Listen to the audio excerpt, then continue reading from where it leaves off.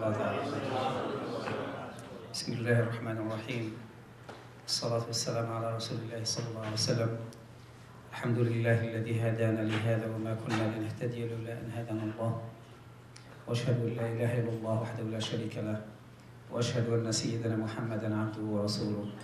اللهم صل وسلم وبارك على سيدنا محمد وعلى آله وصحبه أجمعين. يقول سبحانه وتعالى في كتابه العزيز بعد بسم الله الرحمن الرحيم: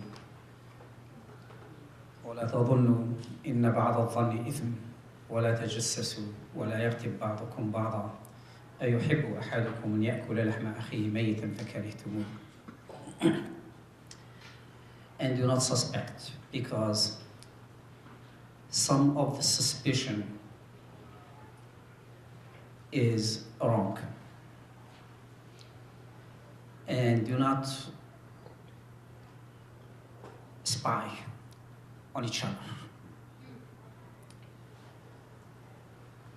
And do not backbite each other.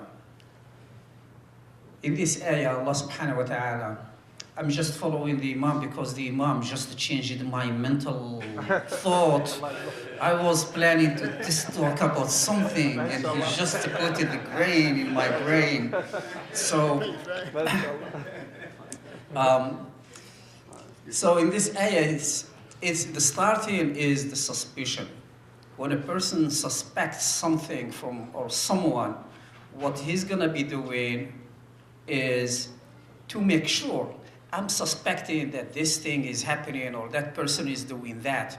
So the only way to make sure of it is that I'll spy on that person until I am sure that he's doing it.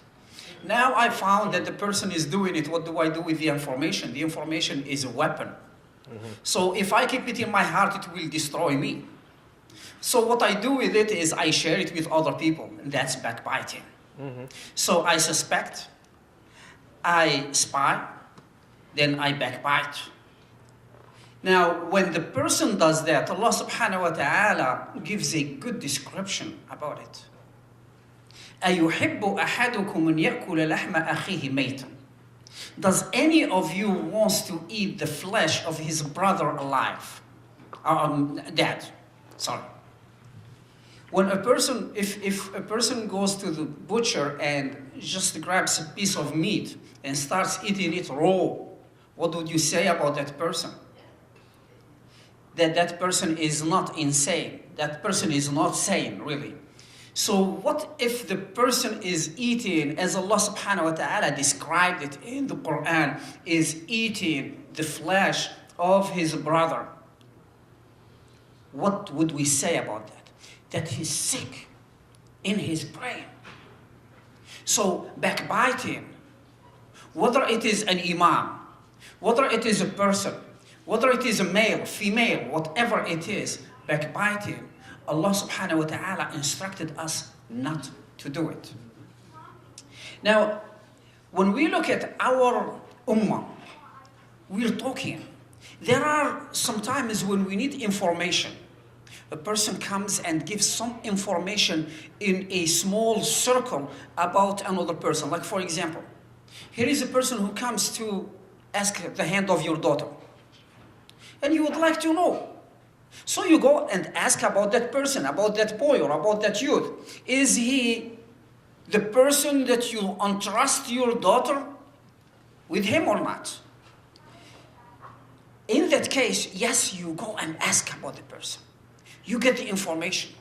We need to get the information so that we straighten things. But the problem is that when we use the backbiting to harm the reputation of a person or a group or whatever it is, in that case, it is a forbidden thing. So when we use the information to harm, that's where the sickness comes. And we know Allah subhanahu wa ta'ala states in the Quran, and he said, أَلَمْ تَرَى كَيْفَ in Surah Ibrahim alayhi salam, أَلَمْ تَرَى كَيْفَ ضَرَبَ اللَّهُ مَثَلًا كَلِمَةٌ طَيِّبَةٌ كَشَجَرَةٍ طَيِّبَةٍ. The good word is the same as a good tree. Why? Because the good word, when a person speaks a good word, That person is planting. Oh, by the way, all of us are farmers. I'm talking like that.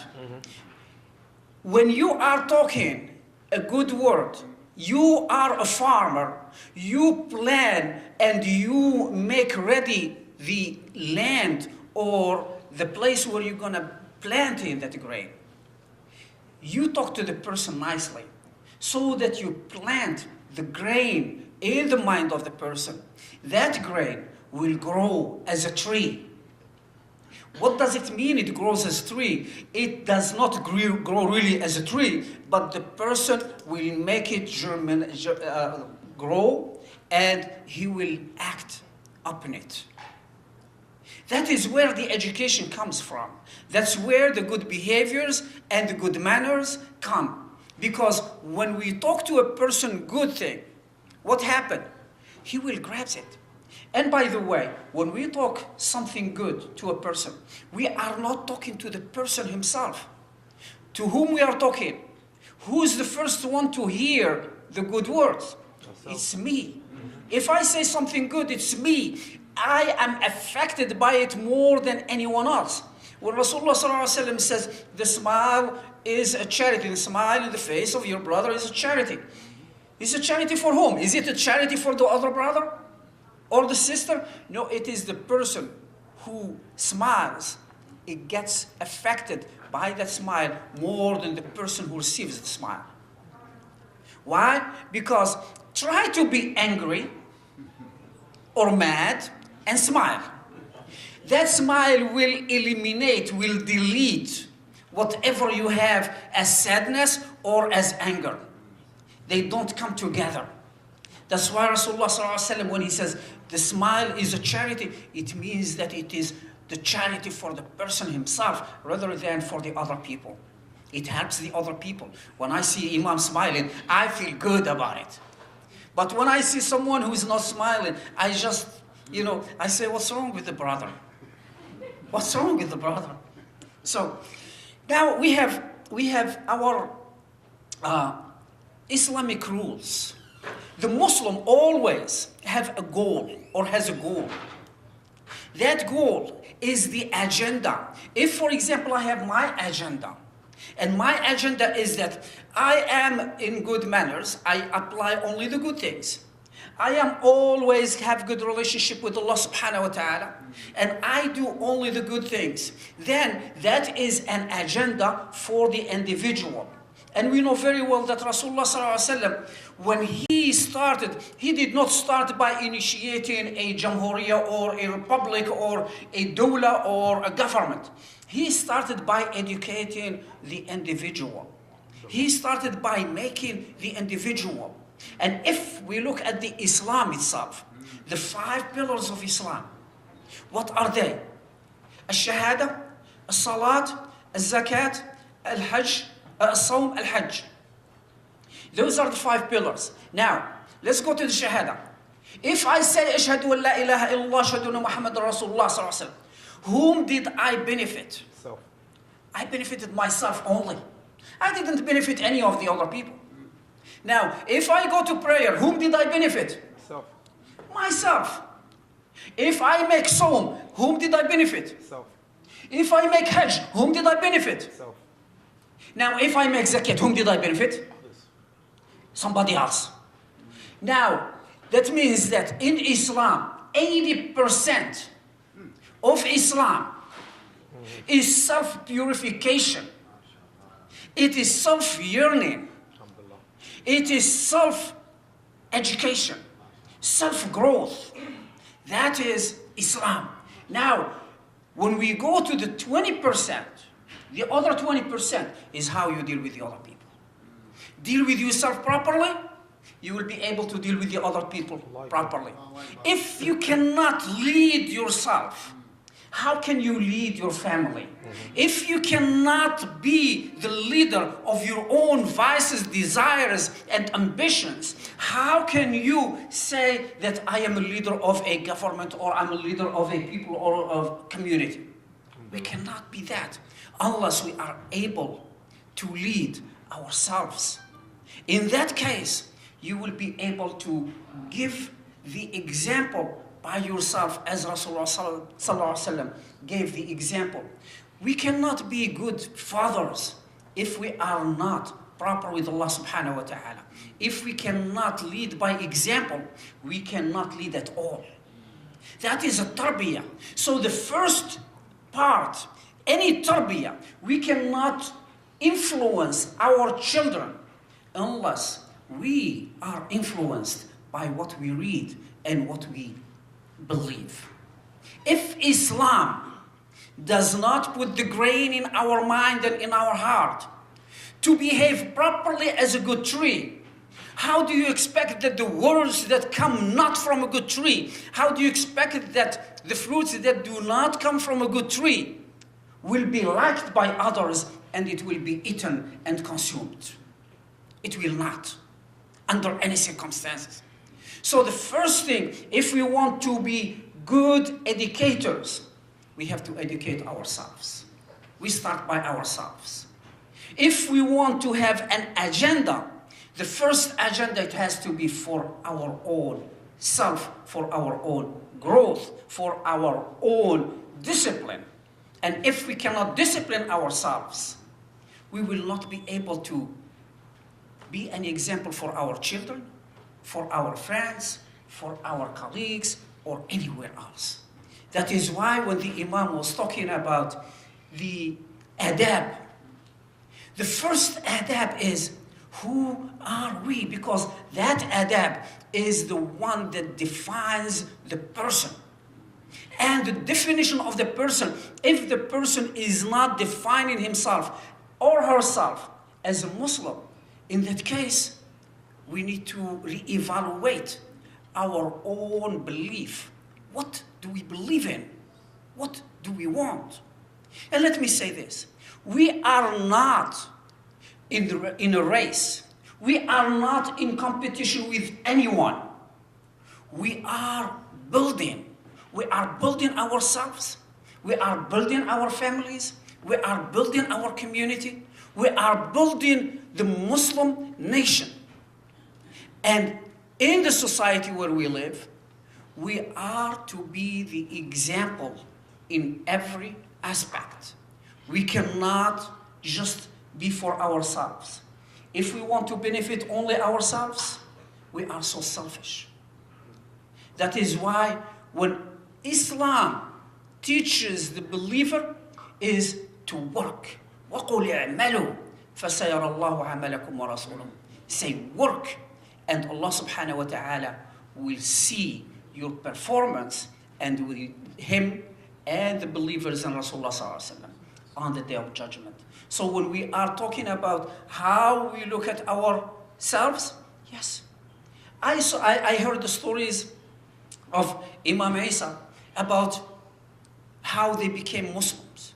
And believe it or not, one of my first projects when I became the president of Majlish Shura is to collect as many stories as possible about the pioneers and about those who are living or lived here in New York City as Muslims, so that our children, they get some substance of what are the hardships that our, brothers pass through.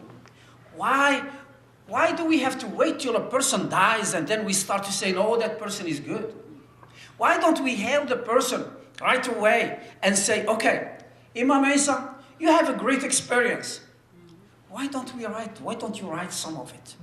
Let's publish it. Let's do it.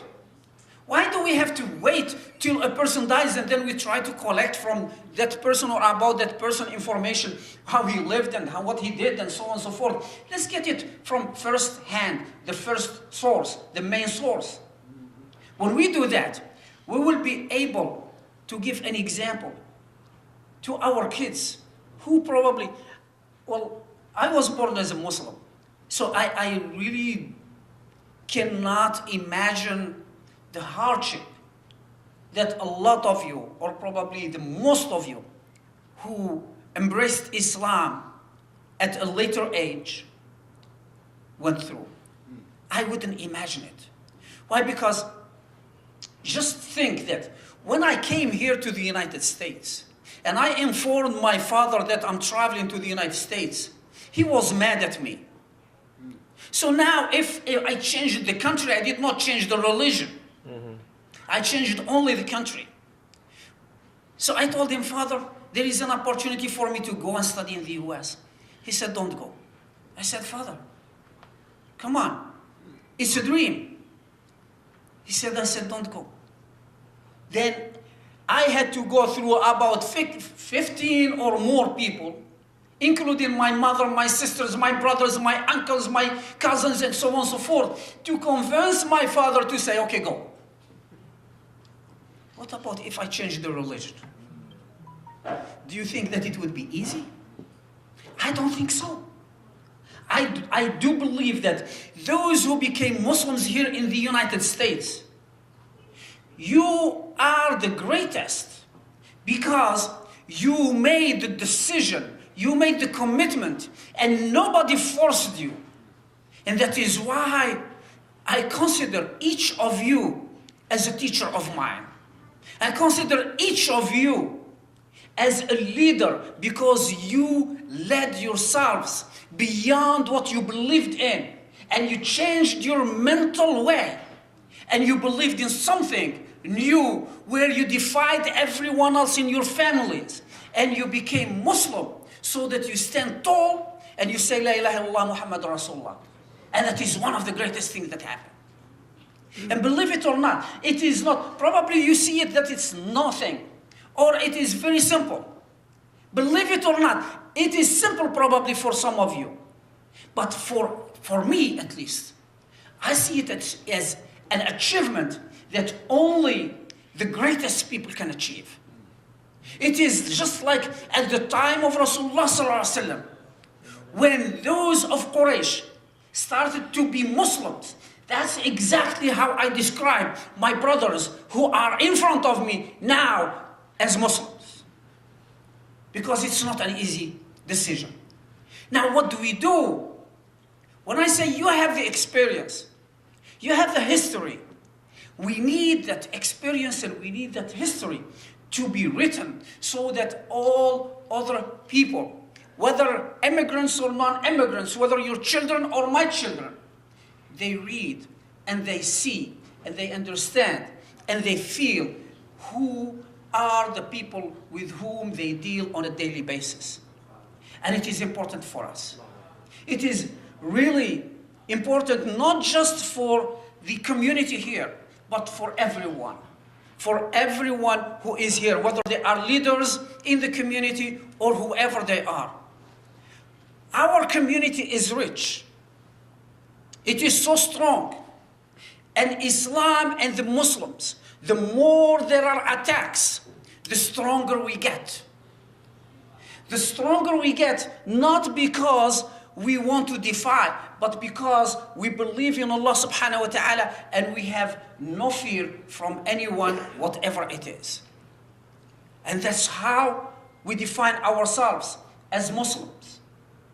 When we see that we have a strong community, a united community, a community that has Allah subhanahu wa ta'ala in its heart, and they are so cohesive with each other, so defensive of each other, so understanding of each other, that these people and the community, they will never be beaten from the inside, and they will never be beaten by anyone. As a matter of fact, we will be always successful in everything we do.